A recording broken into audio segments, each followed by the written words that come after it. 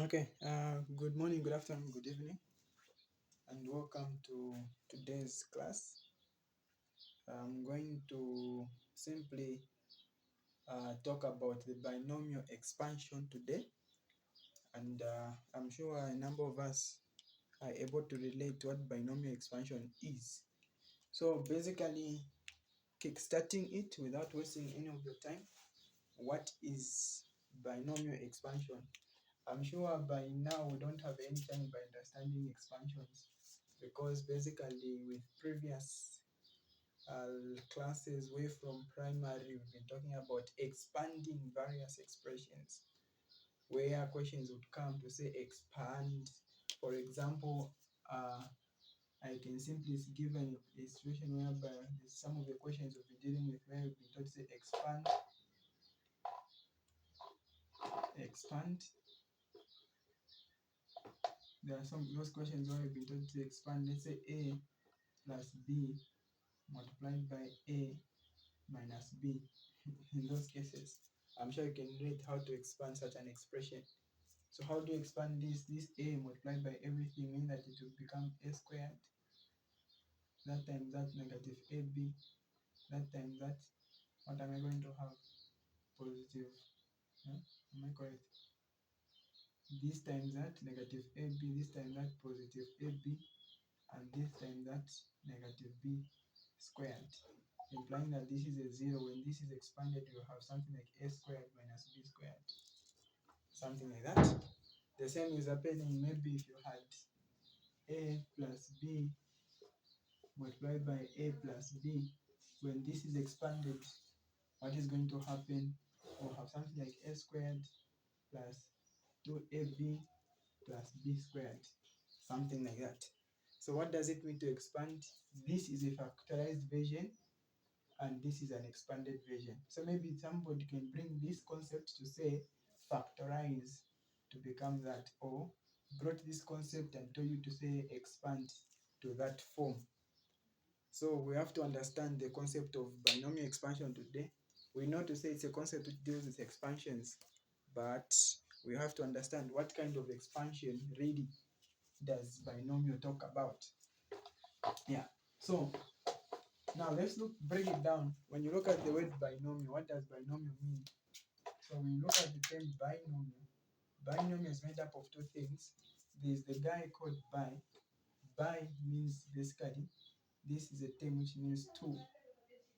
Nomial simply means numbers. So if we're talking about binomial expansion, what are we talking about? We're talking about expansion of two terms. So we're talking about the expansion involving a summation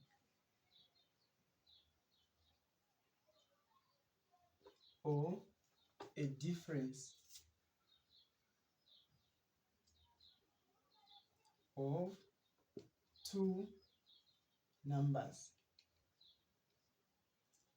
That's what we're talking about. We're talking about a summation, or maybe we're talking about an expansion involving a summation or a difference of two numbers. That's what binomial expansion talks about. So it means that in this case, since we're talking about a summation or a difference of two numbers, we're expecting to have situations like, e.g., what is the expansion if I have a plus b raised to a certain particular power n? Maybe we can talk about a plus b squared. We are trying to expand a plus b squared. A and b are basically two numbers we are talking about. A summation of a and b, summation of those two numbers. Or maybe we can have a minus b raised to a certain particular power, maybe power 4.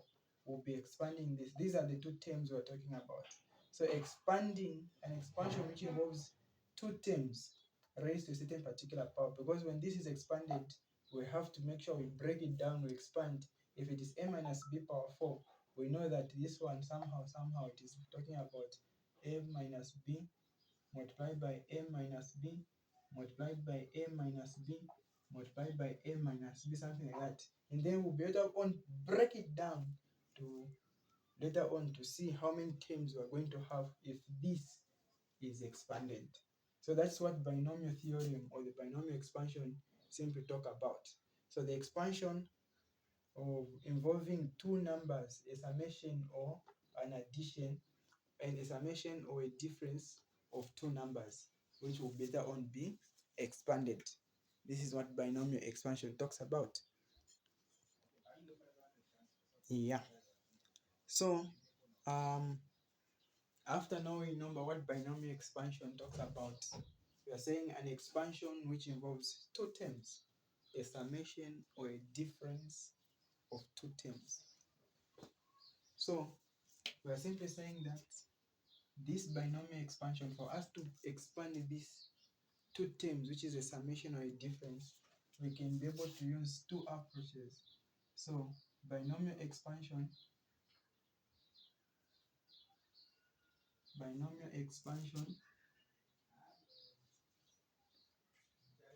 uses number one, the Pascal's triangle approach. Pascal's, how do you spell Pascal's? Pascal's. Pascal's triangle. And number two, it uses the binomial theorem.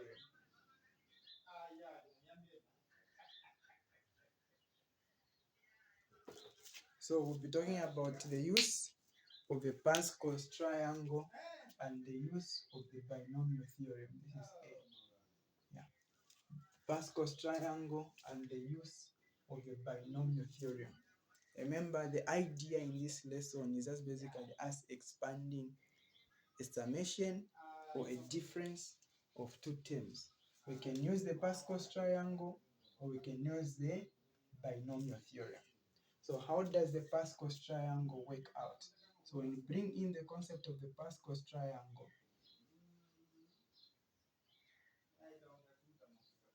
this one basically just focuses on coefficients of every term. When that function of that expression is being expanded, the Pascal's triangle will help you with coefficients. So note that the Pascal's triangle will help you with coefficients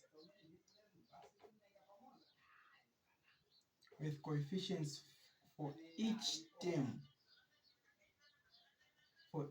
term in the expansion.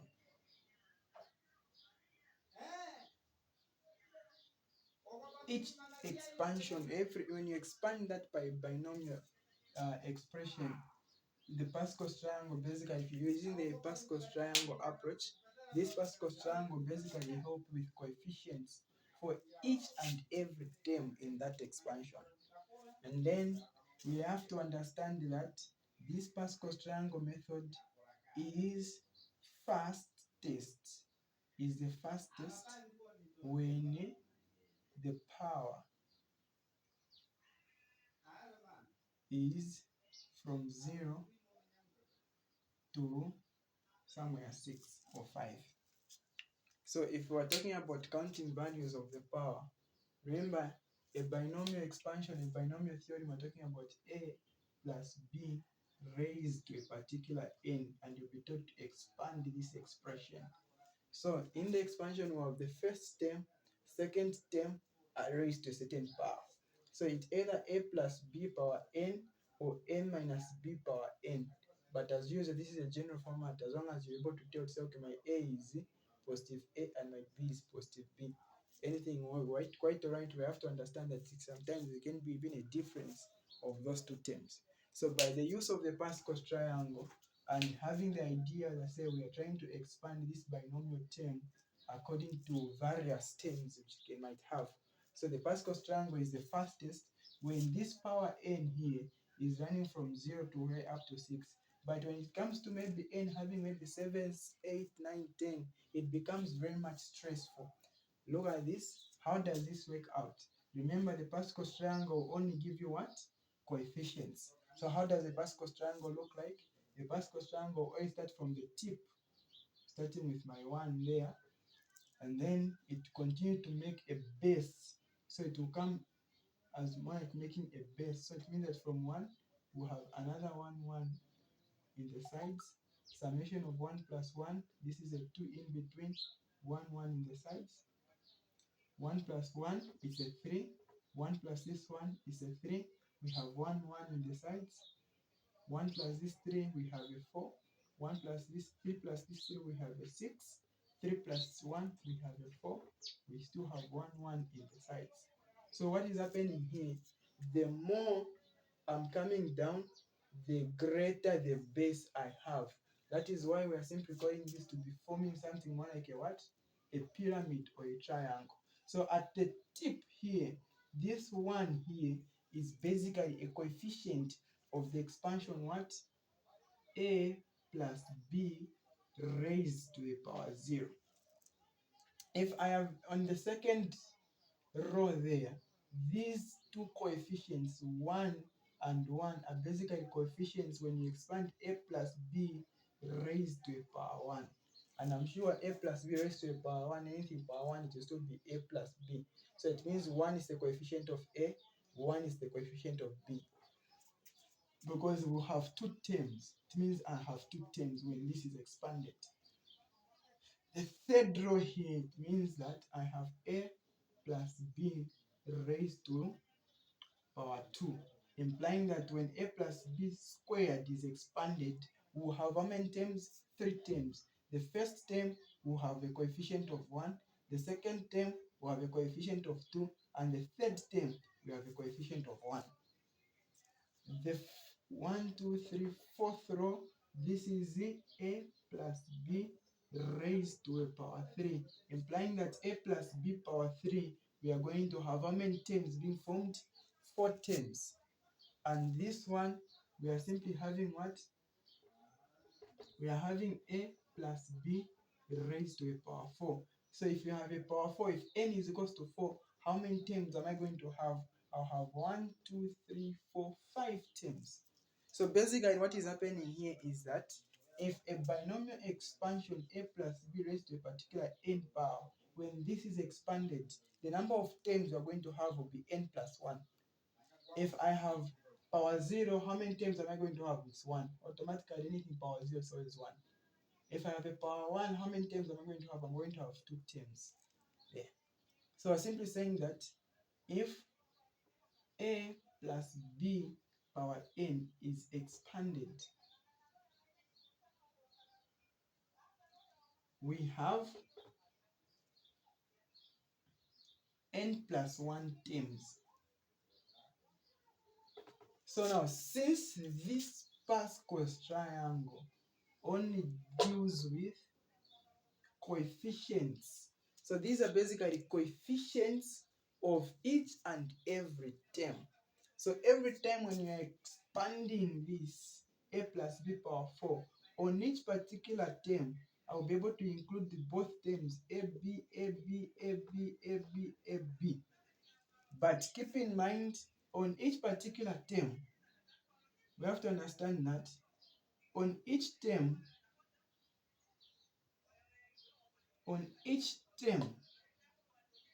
the first term A, I'm sure we know that A in this case is the first term. The first term A has decreasing powers starting from n, while B, which is the second term, has increasing powers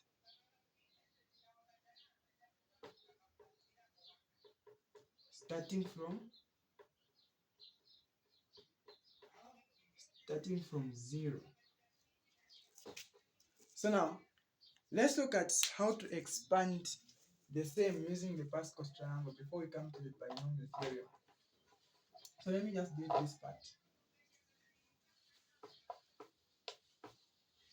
So I can have a question to say, let me say, expand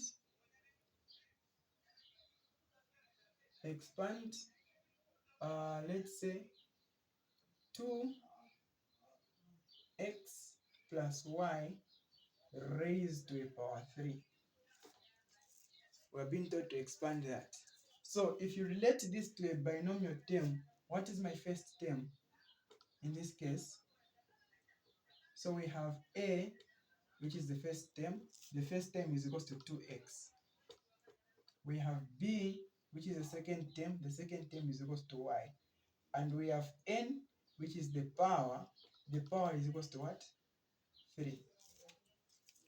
So note here that the power is 3. We are okay?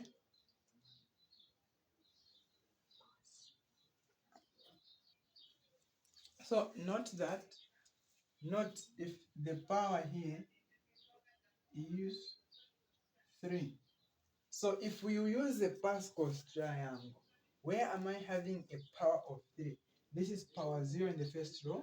This is power 1 in the second row. This is power 2 in the third row. This is power 3, which is in the fourth row.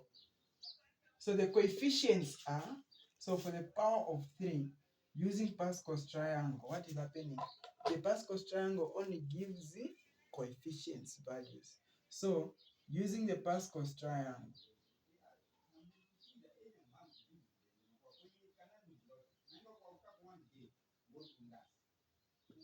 the coefficients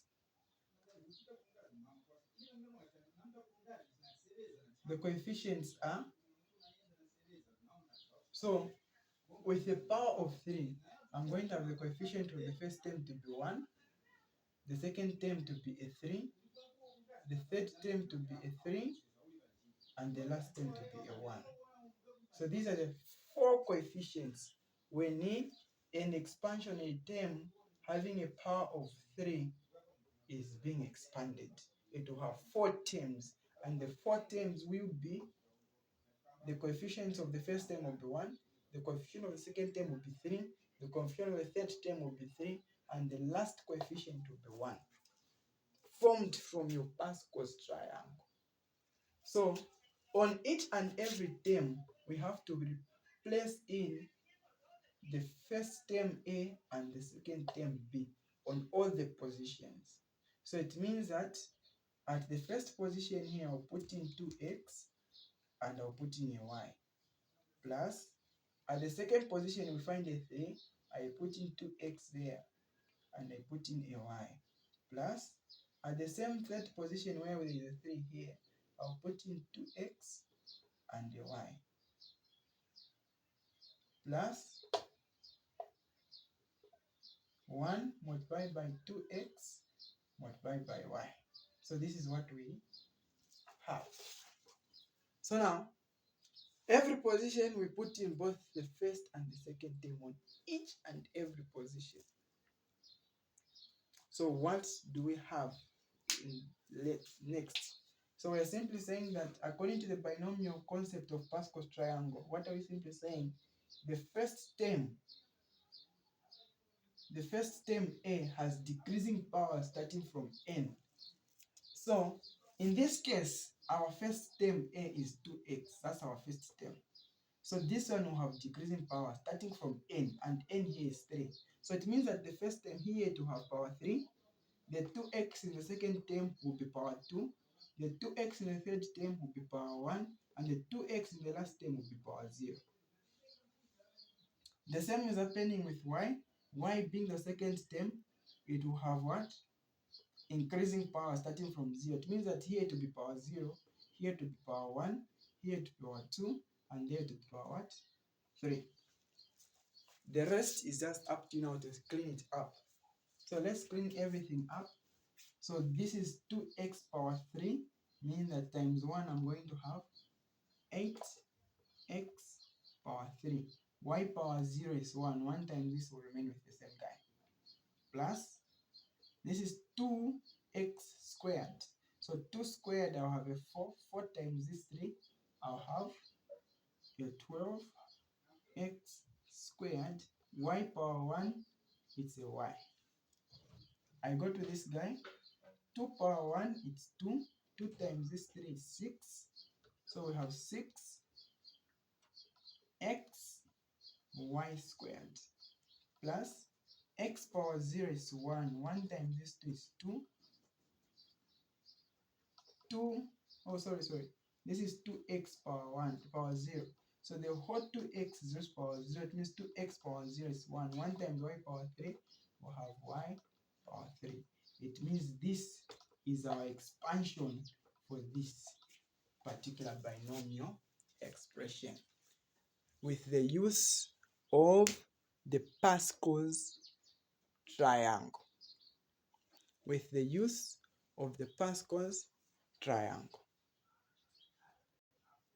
So look at the second approach, what binomial expansion uses. So binomial expansion uses the first approach of the use of the Pascal's triangle, and then the second approach uses the binomial theorem. A theorem is just basically an idea. So this theorem simply states as follows. So if we have two terms, the summation or a difference of two terms raised to a particular power and being expanded, then the expansion can be given as the follows according to this theorem.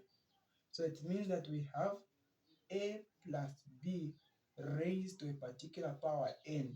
This can be given as n combination 0 a power n plus n combination 1 a n minus 1 b power 1 plus n combination 2 a n minus 2 b power 2 plus n combination 3 a n minus 3 b power 3, and the count continues until we reach n combination n of b power 3.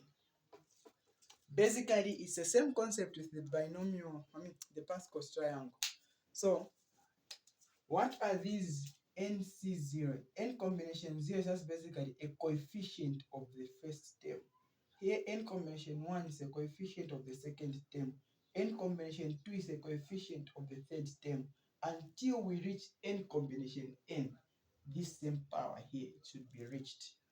So just like the Pascal's triangle, which only gives coefficients, but the formula here is just basically something embraces everything in one.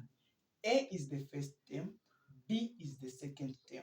So on the first term, we said that the first term has what? Decreasing powers, isn't it? So a first term, a power n, will starting from n, the powers will be decreasing for a. Here it will be n minus 1. In the third term, it will be n minus 2. In the fourth term, it will be n minus 3 until it reaches a power 0, and a power 0 is basically 1. It means we'll just end up having with what? B power 3. In the first term here, b is raised to power 0. No wonder it's not even visible on the first term here, because b is power 0. But in the second term, b started to increase in powers to b power 1, b power 2, b power 3, until we reach the b power what? So this is b power n. B power n, according to the power value we have.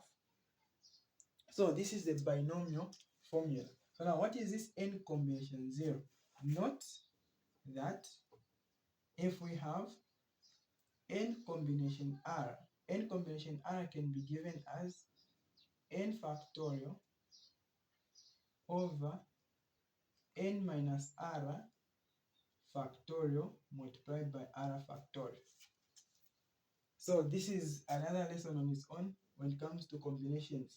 But most of the times in the school of business, sometimes there's no need of you sorting that formula, because you are using calculators in your tests, and you'll be just punching your combinations just from your calculators. So, but just for the sake of knowing, combination formula n is combination r is basically equal to n factorial over n minus r factorial r factorial.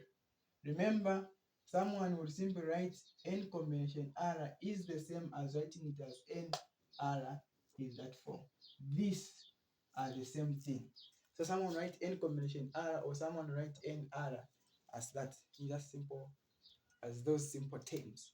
So this is the concept which we have. So another note which we can have there is, if I have, or let me say,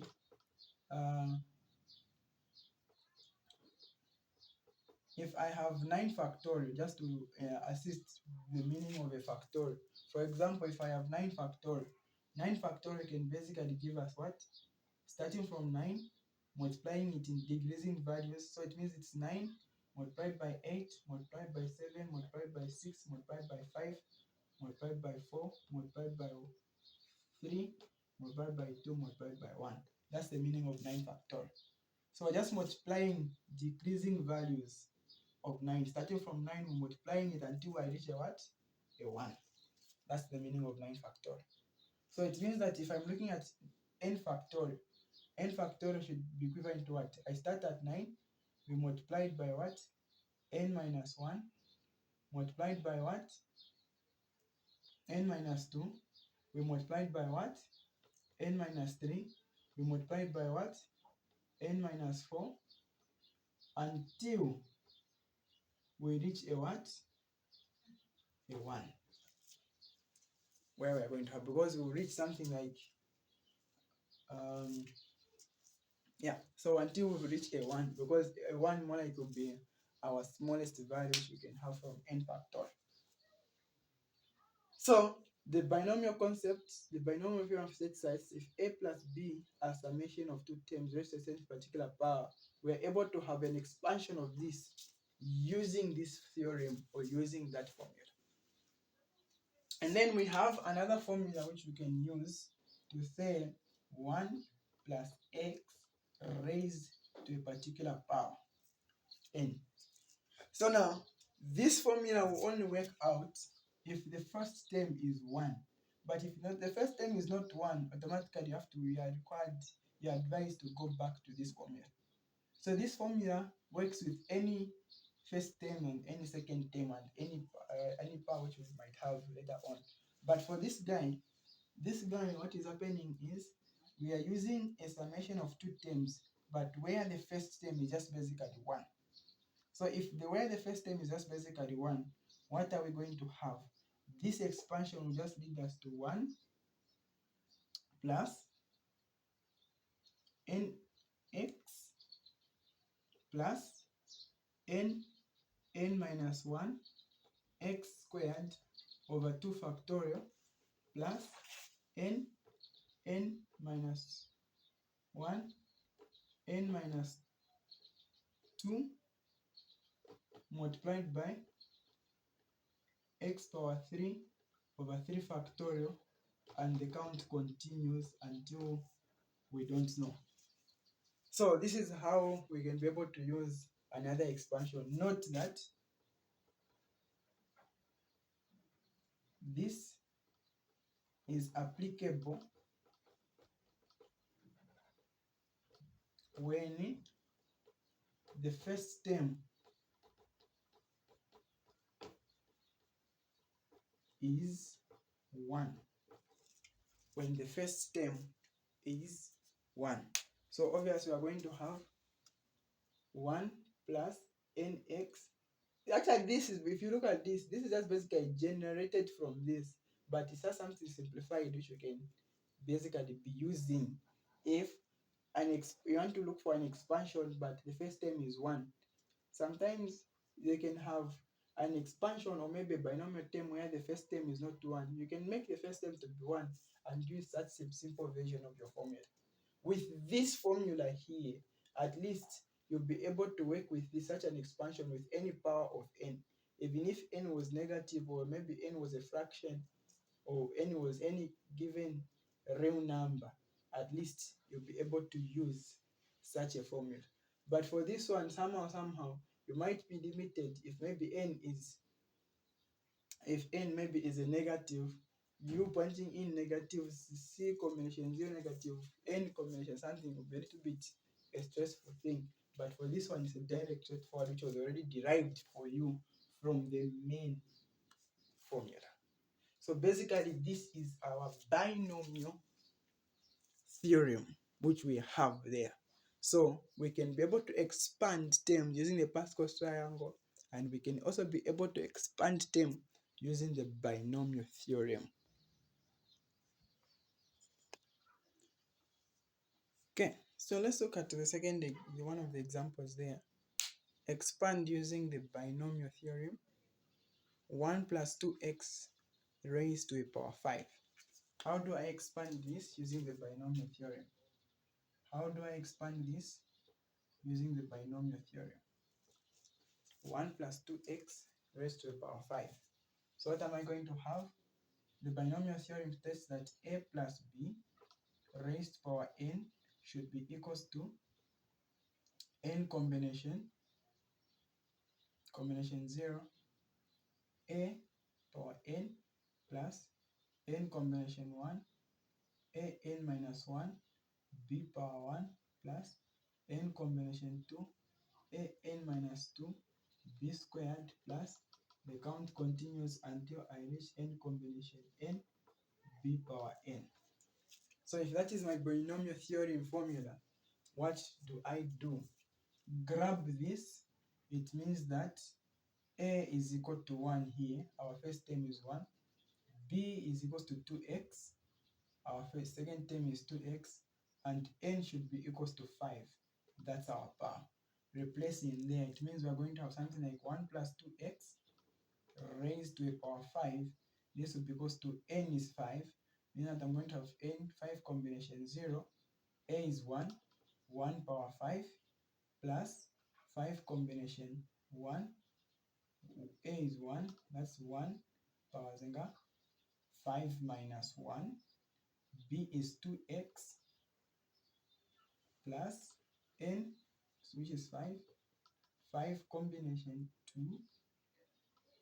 1 5 minus 2. 2x power 2 plus 5 combination 3. 1 power 5 minus 3. 2x power 3 plus 5 combination 4. 1 power 5 minus 3. Sorry, 5 minus 4. And b, which is 2x power 4 plus 5 combination 5. We have now reached 5 combination 5, implying that we've reached n combination n. So if we reach n combination n, it means it is 1 5 minus 5, which is just the same as just replacing the b2x power 5.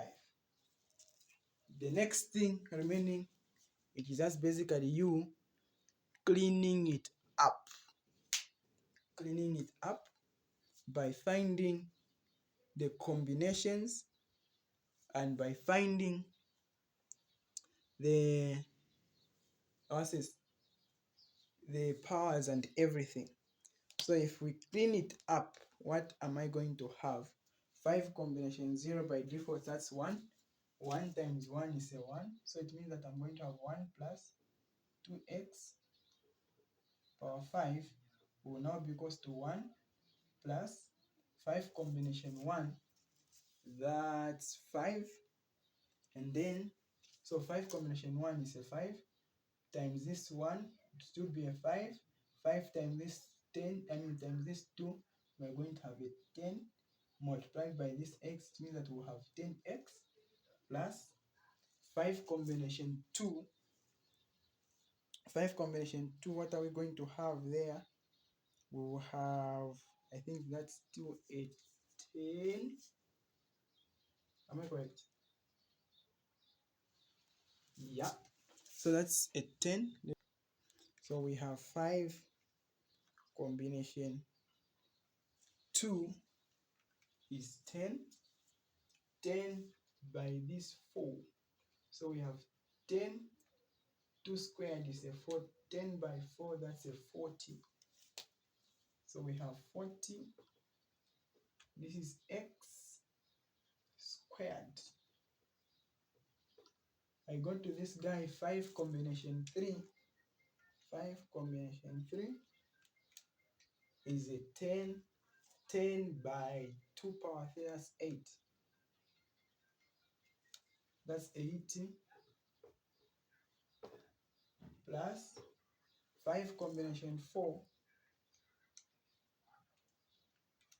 5 combination 4 is 5. 5 by 16, we have another 80. Am I correct? Confirmation, 5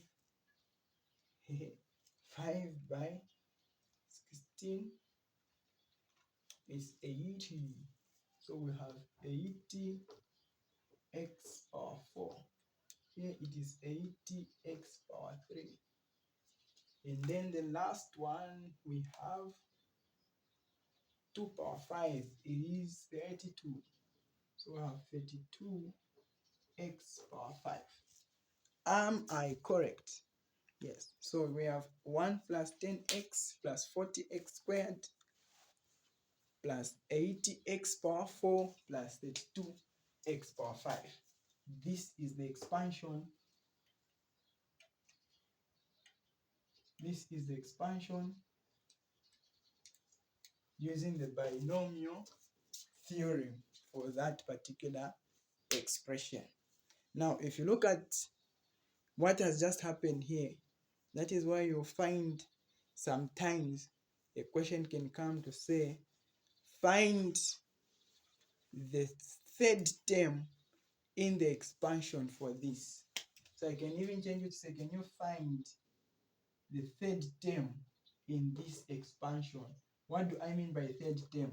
We're talking about term number 1 is 1, term number 2 is 10x, term number 3 is 40x squared. It means that if the question was simply saying find the third term, you find yourself having a 40x squared as your third term. This will be your fourth term, this will be your fifth term, and this will be your sixth term. And a question might tell you to say find the term which is independent of x. Which term is independent of x here? Meaning that we're talking about that particular term which does not have an x in this particular expansion. The only term without an x is the first term, which is 1. So it means that the independent term here is just basically equal to 1. We are okay? So those are some of the questions you have to pay particular attention to.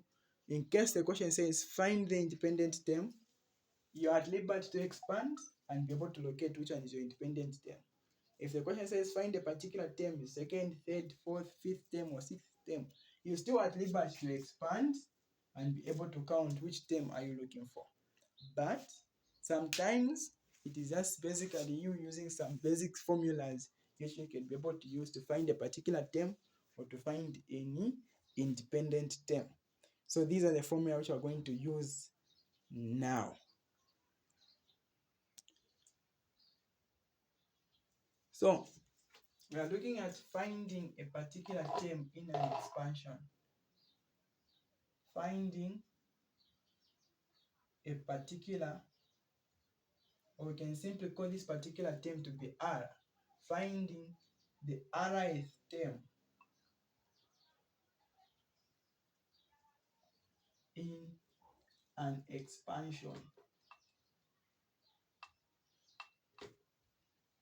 So we're looking at the finding the rth term in an expansion.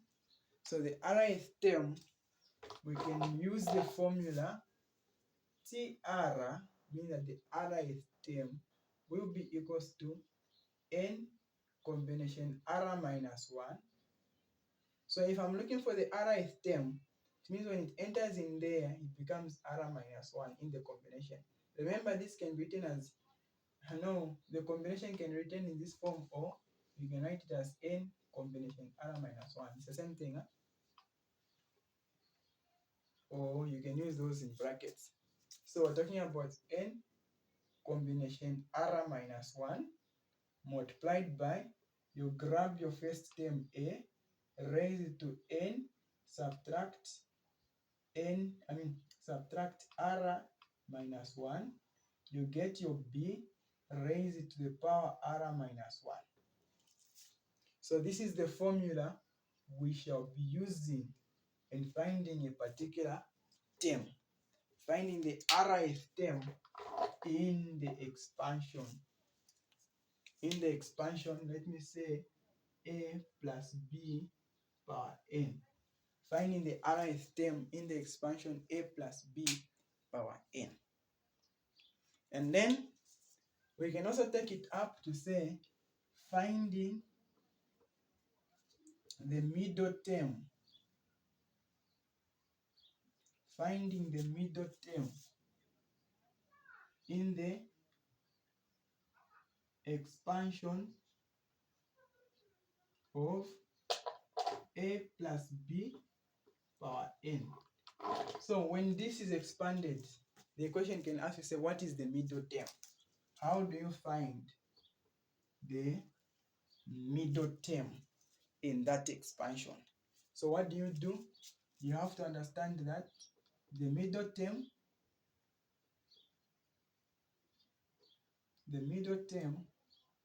is found at r equals to n over 2 plus 1. That's the position for r. So it means that once you be able to replace your r in there, r is equals to n plus 2 plus what? 1. And then use tr equals to n combination r minus 1a, n minus r minus 1, b power r minus 1. This is r minus 1. There, to find your middle term.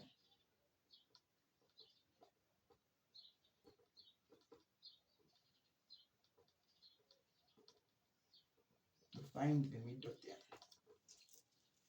That's what we have there. So those formulas will be able to help us come up with a particular term which we are looking for. The rth term, we're just talking about any particular term you are looking for in the expansion.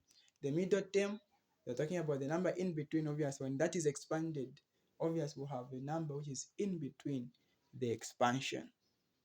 And then for the independent term, we'll look at it later on. Let's look at a certain example on finding either the rth term or the middle term in that expansion.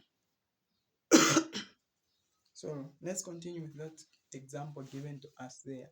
We are being told to say in the expansion 1 plus 2x power 8.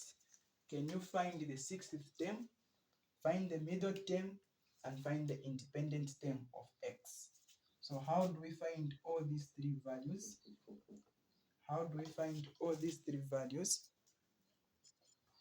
So now finding the sixth term. What are we using? That is the rth term formula.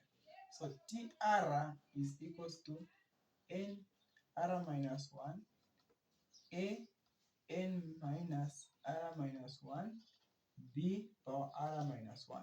So in this expansion, what is your a? A is 1. What is your b? B is 2x. What is your n? N is 8. And what is your r? The r is the term you are looking for, which is the sixth. So r is equals to 6, implying that T6 will be equals to n combination 6 minus 1. A is 1 power 8 minus 6 minus 1, obviously this is a 5. B is 2x, 6 minus 1, which is r minus 1, which is 6 minus 1, which is a 5. Implying that the sixth term will be equals to 8 combination 5, 1 multiplied by 2x power 5. This is 2 power 5, which is 32 x power 5. So 8 combination 5. What are we having there? 8 combination 5. We have a 56. So 8 combination 5 is equals to 56. So we have 56 by 32, giving us what? 56 by 32, giving us 1,492. Confirm. I'm sure I don't have my calculator there. 1,000. So this is 56 multiplied by 32x This will give us 1,492. Confirm my calculator is not visible enough for me to trust it. 1,492 x power 5 is our sixth term when this function is expanded. If you do not want to use this formula, what do? Expand it. When you expand, then count term number what? 6. This should be your answer. We take it up, we go to the second part, B part of finding the middle term. We want to find the middle term. So we said that the middle term is found,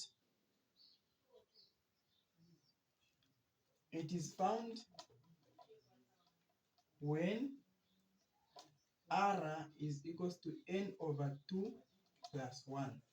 So n is 8. So R should be equals to 8 over 2 plus 1, which is equals to 4 plus 1, which should be equal to, on what position?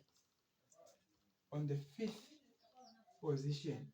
So implying that this time around we're talking about the middle term found on the 5th position. It means we're talking about T5 to be equals to 8 combination 5 minus 1.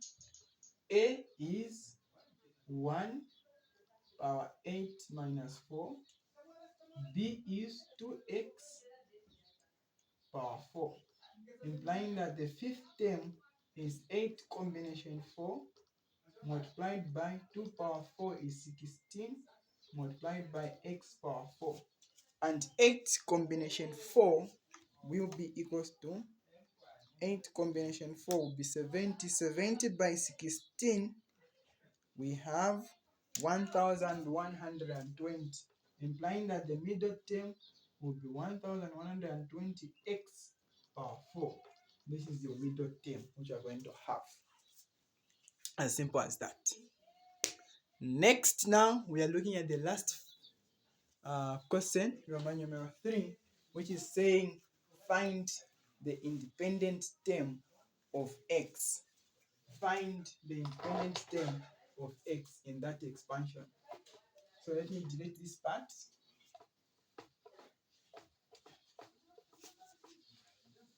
As usual, if you do not want to use all these formulas, what can you do? Expand and locate what you're looking for. Expand and locate what you're looking for. So we are looking at Roman numeral 3. We are simply saying that the independent term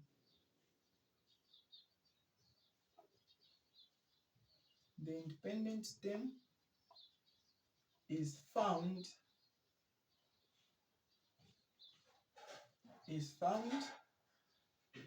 at R plus 1 position. So the first thing you have to understand is that the independent term in this case, since we do not know where the independent term of x is going to be found, we take it as it should be found at the R plus 1th position. So if it is found at R plus 1th position, then we have to take it from finding this value. It means that T R plus 1 will be equals to n combination. When this goes into the combination, it decreases by 1. According to the formula, TR equals to n R minus 1, A n minus R minus 1, and B power R minus 1. So if this goes into a combination, it is minus 1, will remain with an R. A power n minus R, B power R. So if we replace everything, what we have there, it means that TR plus 1 will be equals to n. We know that it is 8. The only thing we don't know is the value of R. So we are going to put it in there. The value of R we don't know. It is 8 combination R. First term is 1. 1 power 8 minus R. B is what? B is 2x power R, which we don't know. If we break this down, this is TR plus 1 should be equals to 8 combination R 8 combination r, 1, 8 minus r.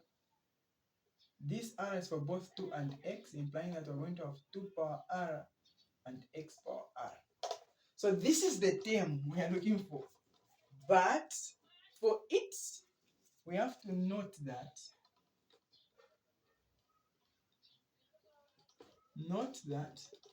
the independent term of x means the x variable should not be part on that term. The x variable is not in the term. The x variable is not in the term. So implying that for this guy to be qualified to be called an independent term, this x should not be there. So the only way this x cannot be there, it is in a situation when the all summation of the powers of x in there should be equivalent to what? 0. So this will be qualified to be independent term if, so this will qualify to be independent term if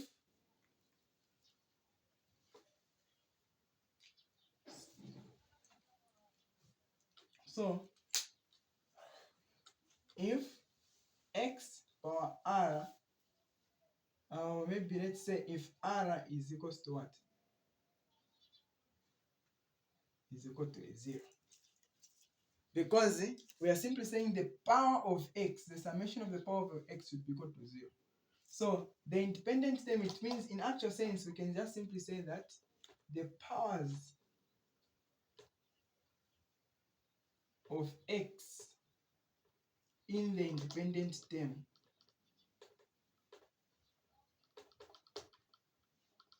should be 0.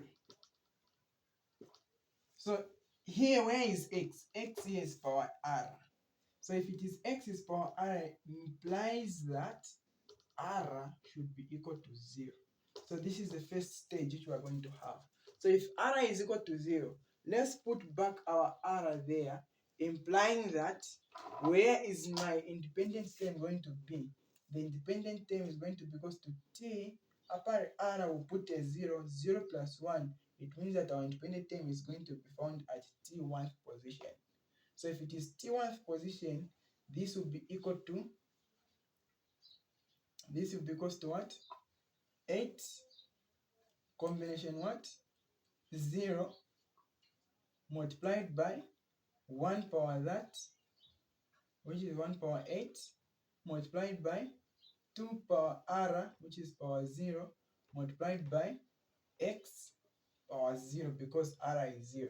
So what will be the independent term here? We're talking about 8 combination 0 is 1. 1 times 1 is equal to 1. Therefore, our independent term t1 shall be equal to what? A 1. This is our independent term of this expansion. So if you expand this, the only term you are going to see without an x, it will be the first term. That is why we have t1 there. It is the first term, implying that that only term we are going to have is going to be just 1 alone, without any x variable. Okay, let's look at the last question there, which we're going to have. Find the independent term of x in those expansions. So if we expand that, what will be the independent term of x? The term which will not have x. Expand that, what will be the term which will not have x? Expand that, what will be the term which will not have x? So we have 3 in 1. So we are being taught to find the independent term of x. So I'll solve 1. Obviously 2 will be your homework. So I'll solve 1, then 2 will be your homework. So we're going to have x squared minus 1 over 2x power 3. So what is the independent term